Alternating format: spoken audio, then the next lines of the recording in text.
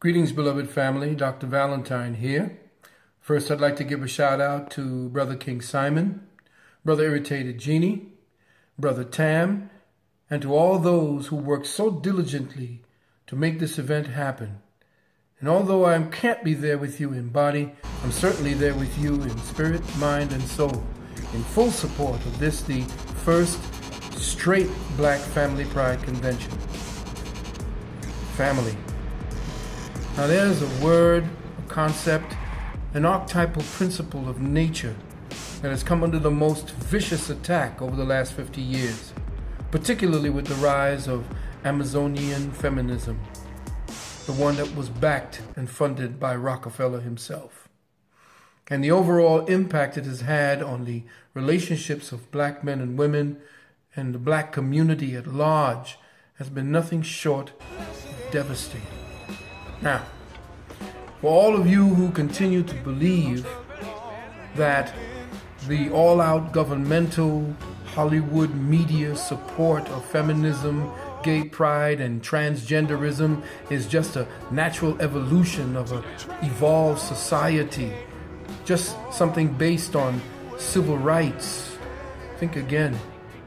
This campaign has been a well-funded, well-planned tactical socializing protocol implemented to institute a covert policy of what I call passive-aggressive There was a brazen gang shootout at Chicago's baseball stadium Final earlier. stages of this Police plan cornered gang members was in the stadium formalized basement while in thousands of spectators were in the 1996 bleachers above at watching the the game. Women's World A number of gang Convention members held were in killed in the Beijing, gunfight. China.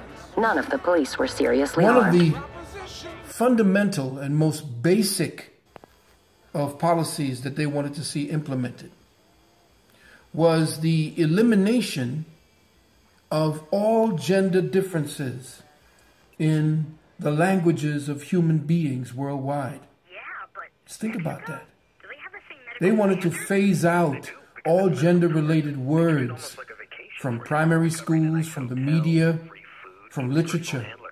Gender-related words such as father, mother, husband, wife, brother, sister, son, daughter. And they wanted to replace these words and make the words like caregiver, person, life partner, relative. They wanted to make these words a substitute to completely neuter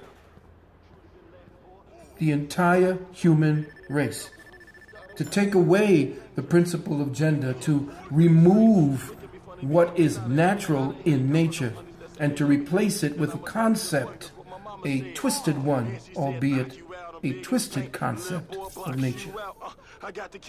Now, this and much more was to be actually the next step in implementing what the lesbians and gay rights activists and authors had begun promoting and publishing. Their literature had flooded the social landscape over 60s, the 70s, 80s, and the 90s. And what they had to say was then now instituted as policy in government. It became socialized first through the media and entertainment. But then it began to slowly become law. Now, those of us who are pretty much not aware of what feminism instituted and what it stood for, and those feminist prophets, and those who were the harbingers of this particular type of lifestyle and this mentality that they wanted us to adopt. I have here in my book, The Wounded Womb, a few quotes from the feminist authors of the 60s, 70s, 80s, and 90s, and the words that they spoke in their literature. And listen to what they have to say and see if, from back then, 60s, 70s, 80s, and 90s, if you don't think that what they put forward is not being implemented as policy today. From a book called One Blood, Prophecies and Discoveries on Sexual Politics by a woman named Andrea Dworkin. She says, and I quote, "The cultural institutions which embody and enforce those interlocked aberrations, for instance, law, art, religion, nation states, the family, tribe, or communities based on fathers' rights, these are real and they must be destroyed." End quote. From an author by the name of Sheila Cronin on the institution of marriage, she says, and I quote, "Since marriage constitutes slavery for women, it is clear that the women's movement must concentrate on attacking this institution. Freedom for women cannot be won without the abolishment of marriage." End quote.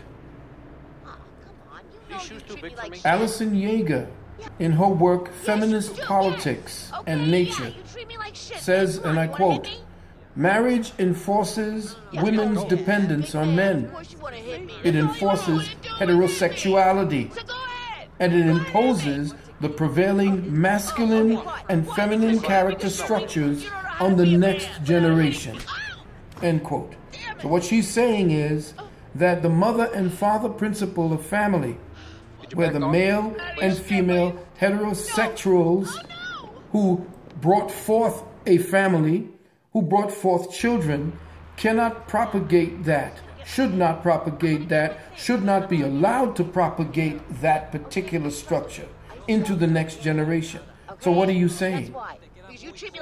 What are you taking away from the individual family? What are you now trying to control or trying to eliminate? Andrea Dworkin goes on to say, "Heterosexual intercourse is pure formularized expressions of contempt for women's bodies." End quote.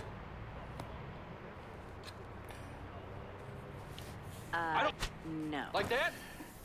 Simone de Beauvoir says in an interview at the Saturday Review, June 14th, 1975, quote, "No woman should be authorized to stay home and raise her children. Women should not have that choice because it is their choice. If it is their choice, and if such a choice exists, too many women will make that one." In other words, remove your choice to be a mother, a stay-at-home mother, and raise your children. Homeschool your children. That cannot be, because 90%, and she admits it here, 99%, 90 to 99% of women would rather stay home and raise children. They would rather stay home and be wives and mothers.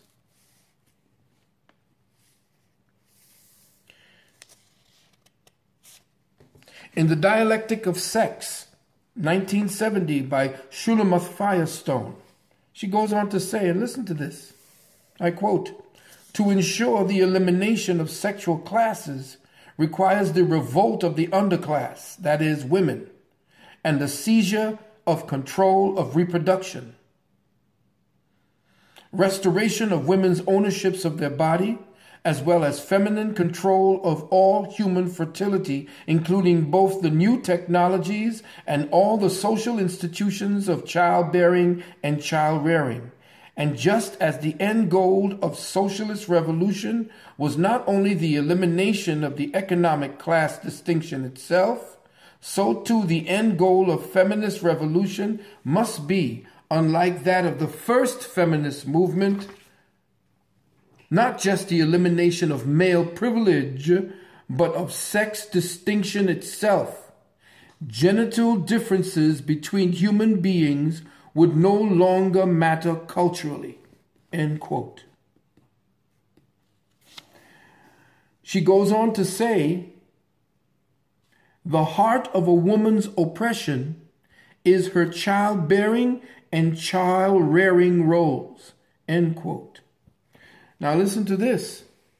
Firestone goes on to say, "The natural is not necessarily a human value. The natural is not necessarily a human value.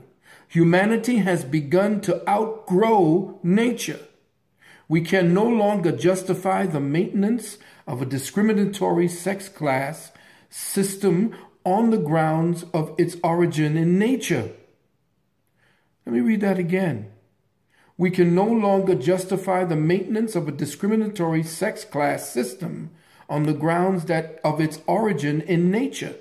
Indeed, for pragmatic reasons alone, it begins to look as if we must get rid of nature. End quote.